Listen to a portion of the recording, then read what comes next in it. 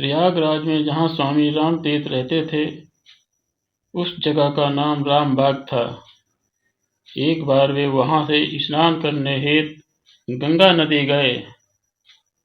उस समय के कोई स्वामी अखंडानंद जी उनके साथ थे।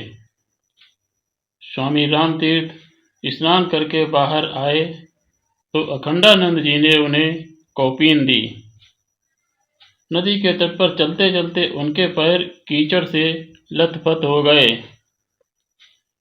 इतने में मदन मोहन मालवीय जी वहां आ गए। इतने सुप्रसिद्ध और कई संस्थाओं के अगुआ मालवीय जी ने अपने कीमती दुसारे से स्वामी रामतीर्थ के पैर पोंछने शुरू कर दिए। अपने बड़प्पन की या लोग क्या कहेंगे, इसकी चिंता उन्होंने नहीं की। यह शील है। अभिमानम सुरापानम गौरवम गौरवस्तथा प्रतिष्ठा सुकरीविष्टा त्रीणि तक्त्या सुखी भवेते। अभिमान करना यह मदिरापान करने के समान है। गौरव की इच्छा करना यह रौरक नरक में जाने के समान है। प्रतिष्ठा की परवाह करना यह सुअर की विष्ठा का संग्रह करने के समान है। इन तीनों का त्याग करके सुखी होना चाहिए।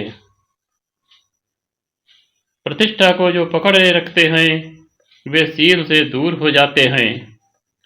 प्रतिष्ठा की लोलुपता छोड़कर जो ईश्वर प्रतीर्थ कार्य करते हैं उनके अंतःकरण का निर्माण होता है। जो ईश्वर प्रतीर्थ कीर्तन करते हैं, ध्यान करते हैं, उनके अंतःकरण का निर्माण होता है। ध्यान तो सब लोग करते हैं।